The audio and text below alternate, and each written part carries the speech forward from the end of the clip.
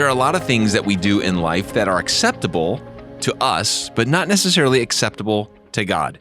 We're going to be beginning a new series called Socially Acceptable Sins. And this is a concept I remember reading about years ago. Jerry Bridges, who is a great Christian author, wrote a book about acceptable sins. And Dan and I were talking about this as something that, is prevalent among us today. As culture moves in its direction, the Word of God stays the same. And there's certain things that people have no problems doing, yet the Word of God has something to say about it. How often do we get caught up in socially acceptable sins? So that's what we're going to begin today on Life Talks. I'm Ben. I'm with Dan. We're the teaching pastors here at Life Fellowship Church. How you doing, Dan? I'm doing great. I want to add, often people, when we talk about topics like this, they always want to pull out the legalism card. Yeah. But Bridges, I believe it was Bridges, also wrote another book called In Pursuit of Holiness. And the Practice of Godliness. Yeah. Phenomenal books. Oh, yeah. They're phenomenal. They're spectacular books.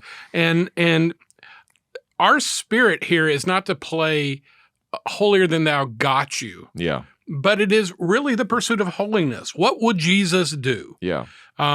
He mentions these things. They all have a biblical basis. So as we kind of get through this, I know there may be times where we all know about sin. Your sins bother me. Mine, I'm really comfortable with. Well, I mean, to be honest with you, after we decided to do this series, we text each other a list of sins, and after reading these lists, I'm like, I don't think we should do this. Because there's certain things on there. It's like, oh man, we're going to talk about that because there are things that we tend to, moderate. We don't feel the sting of them because, again, when everybody's doing it, it doesn't feel as bad. Yeah. You know what I mean? And the first one you picked us to focus on is a prime example of that. Prime example. So I'm going to interview Dan on the sin of gossip. Is that because you consider me an expert on the topic? I think a lot of Christians are experts on this topic. Literally, this is the first question that I wrote down to ask you. When does a prayer request become gossip? I mean, at some point it crosses that line. Yeah. Well, I mean, I grew up in a culture that used the scarlet G of gossip as a way to clamp down on criticism of those in authority. Yeah. In some ways, it was manipulative and controlling. And so they had a lot of little cliches that they would throw out at us. But I would say this. For me, gossip is when we're saying something about someone who's not in the room to someone who has no ability to change the circumstances. And when what we say would not be appreciated by the person about whom we're speaking. Yeah. Those are filters I think would help us. Right. So you gave 3 filters right up front. They're not in the room. Yep. Right? The person you're talking to really has no power to change that person or the situation. Right. And the third one was what? And the third one was if they were in the room, we wouldn't say what we would say. So the way that we do talk is different. Yeah. Because they're not in the room. Yeah. I think that's... Can I suggest an improvement to that definition? Ooh. Because I feel like the middle part where you're talking about like the person has no power to change. I can make an argument that anyone I'm talking to might have the wisdom to give me the power to handle it better. And then I've got this big loophole that a Mack truck can fill in. So it's got to be something, not exactly that they've got the power to do, but maybe... But I would say in those cases, it would be possible to present a hypothetical or a theoretical and get the wisdom we needed without necessarily... Involving other people? Giving the details of the situation. So. Yeah, that's true. That's true. Yeah, I mean, this is definitely... the old... I got a friend. Right. It's not always super subtle. That's why I'm trying to... I'm not sure. Yeah, well, and that's where we have to examine our hearts, our motivation too. Yeah, Dan just said, check your heart. Put it down. Yep. Minute 17, Dan just said, check your heart. Do I say that a lot? No, but that's a Christian cliche. Remember, we made fun of check your heart. But I say it too. Anytime anyone says check your heart, we just needed to keep it running tally. I'm still going to talk about you at lunch for this. So what, Dan, why is gossip such an acceptable sin? Because it's fun. No, seriously. I mean, It makes us feel better about ourselves. Well, I've had a cruddy day, but let me tell you about so-and-so. I mean, seriously. And by the way, there is this sexist mentality that says that women are worse than this at this than men, which is just not true. If you've ever been in a barber shop, if you've ever been at a men's coffee, we do it too. We may not be expressing our disdain over the same types of topics as they do. I think you're exactly right. I think that this is a human problem. I think back in the old shows, the town gossip was always a female. Well, did you hear? Right? Yeah. And I always, there's this one part in the movie, the movie White Christmas? You've seen White Christmas, No, right? it's black and white. I don't watch black and white. We've had this conversation. Josh, have you seen White? No. Oh my goodness. I also don't like black and white movies for the most part. We have the men of God here. What's wrong with and you the sons people? of- You've missed so many great classic movies. That's possible. But here's the I thing. can live with that. Here's the thing. They have a color version, Dan. Oh, no. Those are worse. Yes, exactly. Looks like my 5-year-old did Unless it. it's been done recently by like a really Looks good like those colorist. old Olin Mills. When I was a kid, they didn't have color photography, and they would pencil them in with colored pencils. Are you kidding Oh, me? absolutely. I've got in my photo album at home. Yeah, they're hand colored. That's how old. Okay, it so is. my entire illustration is not going to work now. But there's a woman who's the gossip in the movie that kind of wrecks the romantic relationship thing, and it's all because she overheard something on a phone, and she ends up saying something she shouldn't say because she didn't understand the situation because she only heard part of the information, and there typically it was a female on these movies or shows, the town gossip. But you're right. The reality is, the Bible says that in Proverbs it relates gossip to these juicy morsels, and I think that's a perfect way of describing these juicy morsels that we just want to tell someone about. There was a TV show again back in the olden days when I was a kid called Hee Haw. And they had a song that they would sing. It was about country people. I bet it was super hip. Yeah. Shut up. I mean, just the name of the show, Hee Haw, tells you what it was about. It honestly looked like it was filmed at Dollywood. I'm serious. It really did. But they had a little song, and I've been racking my brain trying to come up with it. But one of the lines of the song was, "I don't repeat gossip, so you better listen close the first time." Oh, that's a good line. And there is that idea that we know it's a little naughty. We know it, but you just kind of lean forward when you know it's going to be good. But you said it makes us feel better. When we hear something negative about somebody else, I'll tell you what, it makes us feel better. I was in a pastors group. We used to meet together when I was on the other side of the lake. We had a little pastors group, and every once in a while there would be someone to have, "Oh, did you hear about pastor?" Or we really need to pray for. And it wasn't necessarily in our town, but like it would be in maybe our region or national. And there was something about hearing about someone else's misfortune that made you feel a little bit better about your own misfortune. Yeah. And let's be honest, you and I are both pastors. Among the worst gossips ever are pastors. Really? I didn't know that. Oh, yeah. Because if you got a juicy morsel, well, did you hear about? You can't tell it to anybody else. So you tell it to your pastor buddies. Oh, right. Okay. I got this person in my church. Yeah. Or did you hear about the compromise that they're doing at this? I mean, that's maybe more related to slander, but we would always. It's always there it helps us to feel better about our own lives. And if you have no joy and content in and of yourself, there's this desire to when I hear about another person's problems or another person's misfortune, another person's issues, at the end of the day, I can measure myself and say, well, at least I don't have that problem. Yep. And at least I have, it makes us feel better. And it's a really rooted in pride. Yeah. So well, and you kind of touched on something. I wanted to make sure that we do this because the essence of legalism and Pharisaicalism is that we find ways around the letter of the law and still violate the spirit of the law.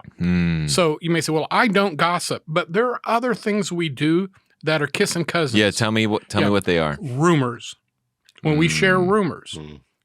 And I will add to that conspiracy theories.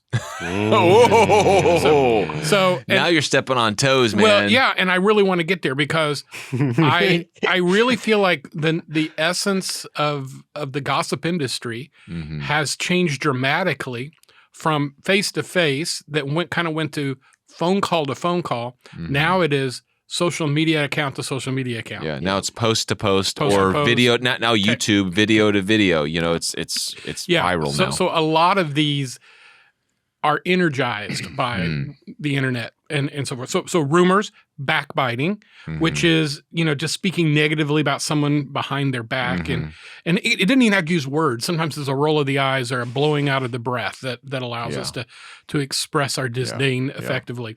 Slander, which is maliciously spreading rumors, false information, fake news, whatever you want to call it today. Innuendo, which is where we knowingly lead someone to an incorrect assumption by giving negative information out of context. So we're not explicitly saying it, but we're leading them to that. Dan, that right there is probably 99% of us do that. Yeah. You know what I mean? The innuendo of well, let me tell you one person that you know what I mean? Like we'll just make those comments. Absolutely. He's not quite the person in private that he is in public. Let's just leave it at that. Yeah. Apparently I'm really good at this. I'm feeling very guilty right now.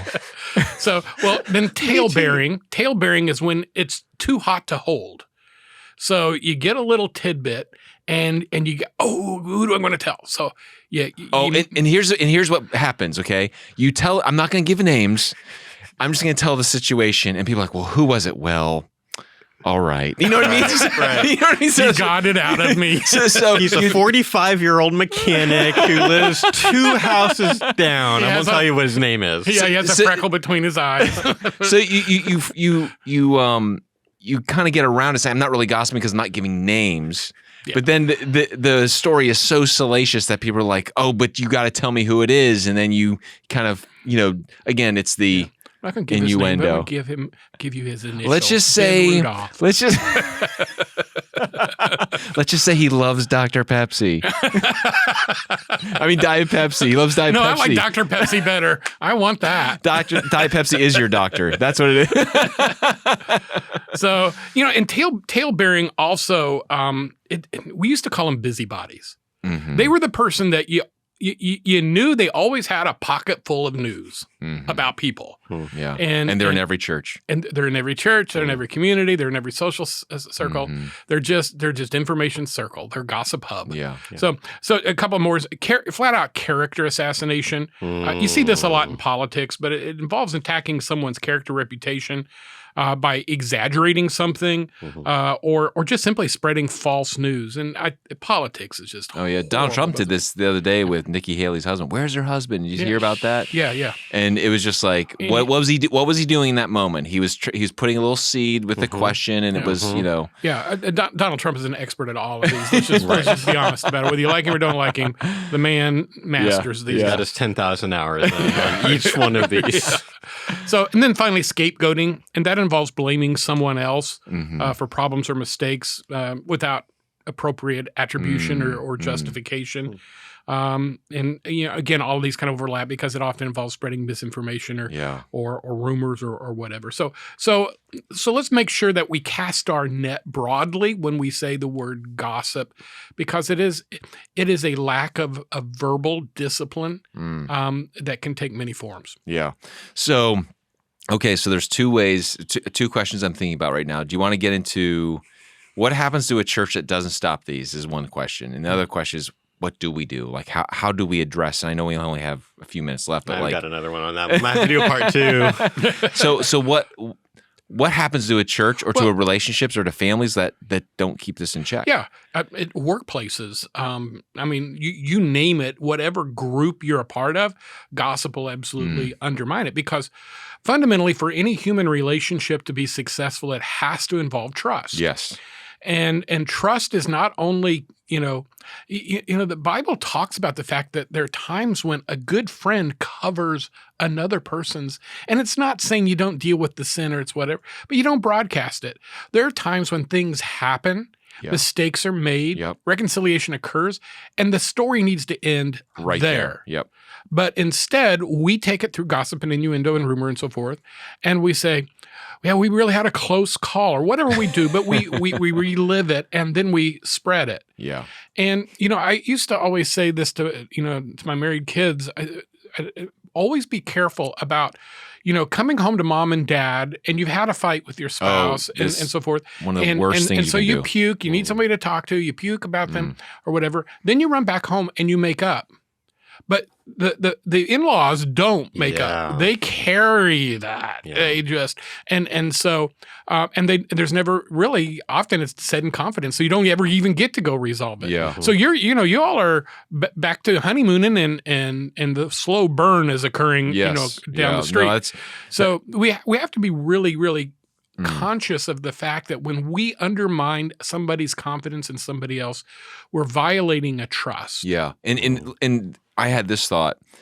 A lot of times people that gossip to you or you gossip, like, here's the thing you got to remember. Always. I know they will do the same thing about you. Mm-hmm. Like, so if you think, oh, this person's my friend and they give me all the gossip about all the other girls or all of the guys, they're talking about you behind your back as well. Mm-hmm. So there's no respecter of persons to a gossip. Anyone is fair game to make sure that they tear them down so they feel better. And so I think those are one of the major issues that if you think you've got a partner in this and you just love getting together for coffee and talking about these things or over a glass of wine, whatever it might be, and you just have this little gossip session, this other person is doing it with someone else.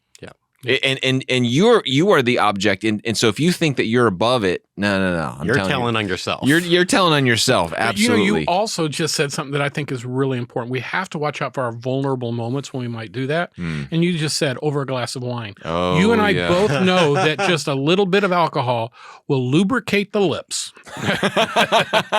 and so true. Things you did not intend to say will slip out during those moments, which is another good reason for me to advocate abstention of alcohol. But at the very least, there are these moments when you're in private, when you're in a car on a long trip, when there's certain times when, my mother used to say idle time is the devil's workshop. But when these moments when you let your guard down for whatever reason, that's when it's easy to do. That's so true. I mean, to me, it's like if you talked about alcohol, idleness, there's just even late at night, right? There's just certain moments where your guard will be let down. You're laughing, you're having a good time, and all of a sudden you feel like sharing more. That's one of the biggest problems. I think we've got to always be aware, have our guard up to make sure if I'm a person of character, it doesn't matter what situation I find myself in, I'm not going to violate this.